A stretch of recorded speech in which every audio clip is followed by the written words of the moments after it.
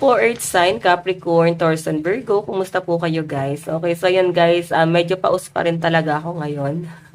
Pasensya na po sa boses ko. Okay, so Earth sign, ayan, paalala lang na ang reading natin ay general reading lamang. So take what resonate and leave what doesn't. Tignan natin ano ba ang gabay kapalaran po ng mga Earth sign. Capricorn, Taurus, Virgo. Oops.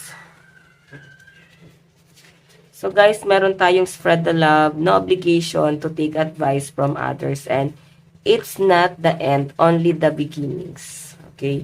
So ito na nga guys, spread the love. So actually guys, ito ha, hindi pa huli ang lahat para bumawi kayo sa parents nyo, mahalin nyo sila, kung parang feeling nyo guys is nagkamali kayo or may pagkukulang kayo, or parang feeling ng mga earth sign is,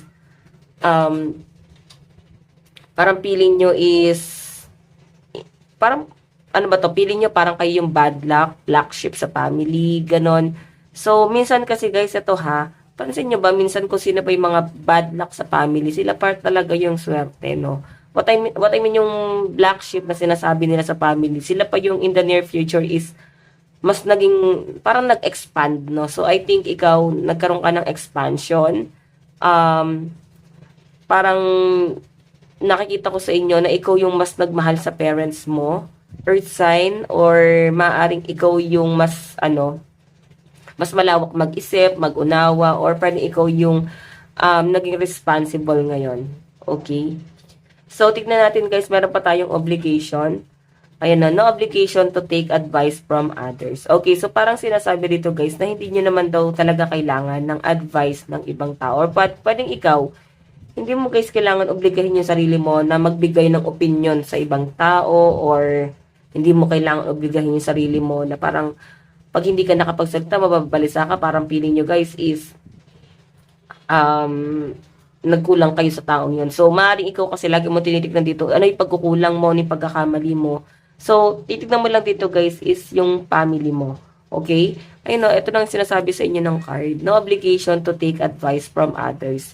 Okay? Yung iba sa inyo guys, medyo kailangan nyo rin guys limitahan yung pagbibigay ng opinion. Minsan kasi guys, baka nakakasama na or hindi na talaga siya guys nakakabuti at all, no? Okay? So, kung magbibigay ka ng advice, sobrang minimal or sobrang ano lang guys, highlight lang, no? Huwag na yung parang yung pagbibigay ng advice na nakikialam na or nakikisali na sa problema. Okay? Magbigay ka ng advice, pero sobrang ano lang guys, iparamdam mo na hindi ka makikisali doon. Okay? Minsan kasi may mga taong kailangan pa rin guys ng tulong ng mga earth signs sa pinapakita sa akin dito. Okay? So, pero huwag nyo naman guys obligahin yung sarili mo na parang obligado ka magbigay ng advice, opinion, ganyan. Or pwedeng ikaw to guys sa ibang tao na parang inoobliga mo yung mga tao na parang kailangan magbigay ng advice sa inyo or opinion sa inyo. Hindi ganun guys. Okay? Meron tayo guys, it's not the end, only the beginnings, okay? So, I think iba sa inyo, kung parang pili nyo is huli na para lahat, huli na ang lahat para sa inyo, or parang hindi na magandang idea na ngayon pang simulan yung mga, kung ano man yung iniisip mo, is hindi pa guys, no? Ayun ang sinasabi nga rito, it's not the end, only the beginning, no? Ibig sabihin, ngayon ka palang magsisimula, so walang masama doon na simulan pa siya ngayon guys, no? Okay, walang masama doon. So, tingnan pa natin.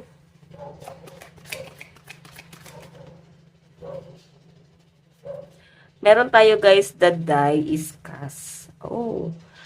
Ayan, may nakikita ako dito guys, parang parang may nagkakasiguro ng spell sa inyo, or may mga taong may lihim na inggit sa inyo. Like, ginagawa mo naman yung part mo, no? Ginagawa mo yung forte mo, ginagawa mo yung gusto mo talaga. Okay, pero may mga taong duda sa mga ginagawa mo na para mang pinagtatawanan ka ron, oh. Okay?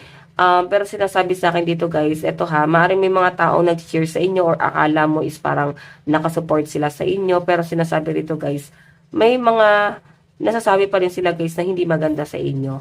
Okay? So, mas maganda pa rin guys na gumamit ka ng mga healing crystal kagaya ng mga ganito, mga evil eye, or healing crystal, mga bracelet, amulet, para makaiwas ka guys sa mga negativity ng mga tao sa paligid mo, no?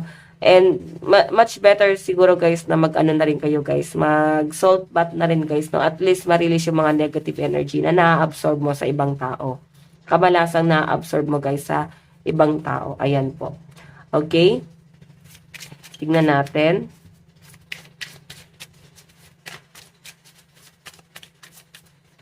So, meron tayong you have rights. Nakikita ko yung sacrifice ng mga earth sign dito guys. No? Ang dami nyo guys pinasok na trabaho. Walang pinipiling trabaho ang mga earth sign. Pero I think guys, ayan, sa pagsusumikap ng iba sa inyo guys, na-achieve mo kung ano man yung meron ka ngayon. Nakuha mo yung mga bagay na kung ano mang meron ka ngayon. Okay? So, sa pinapakita sa akin dito guys, siguro yung ang tingin ng mga tao sa'yo dati is black sheep nga. Na parang ikaw yung unang mag-aasawa, ikaw yung walang direksyon, ikaw yung parang puro kalokohan lang yung gagawin. Pero guys, mukhang sa dami ng sinabi nila, ikaw pa siguro guys yung may napatunayan, nakagraduate, may napatunayan like may business ka, alam mo yon. So, maaring nakukuha mo na siya guys ngayon.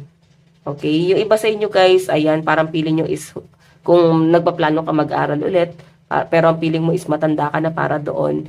So, alam nyo guys, hindi pa huli ang lahat para i-grab pa yung opportunity na yan. Okay? Wala namang pinipiling edad ng pag-aaral guys.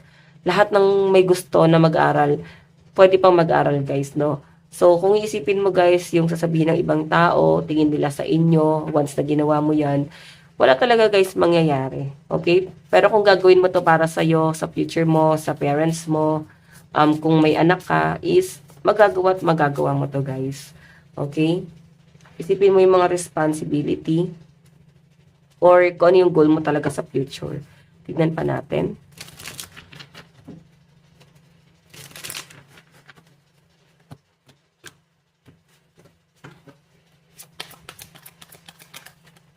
So, meron tayong, ayan, upheaval, the towers, no? So, may nakikita ko dito guys, siguro nakaalitan mo ba yung parents mo?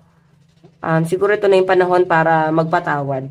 Okay, or kung sino man to guys, na pwedeng kapamilya, kamag-anak, yan, may nakaalitan. Pero ito na guys, yung tamang panahon para magkaroon na guys ng kapatawaran, maaaring ex mo, ex-husband, ex-wife, maaaring sinira niya yung pagsasama nyo, like, siya yung umalis, baka nagkaroon ng third party. Pero ang sinasabi rito guys, ngayon yung tamang panahon para magpatawad, okay?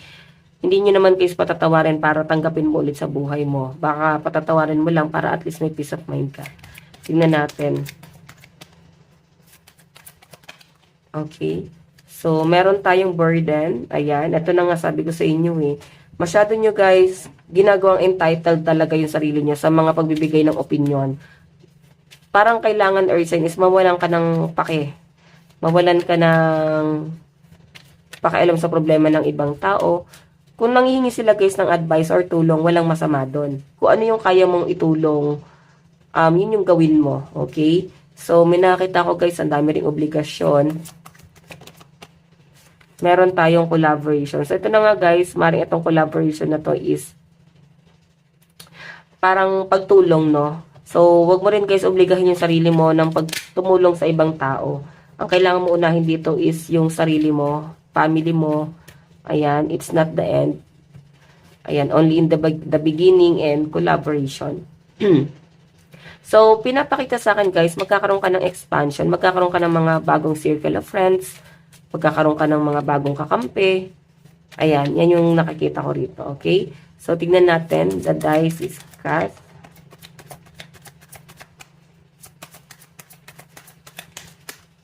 So, meron tayong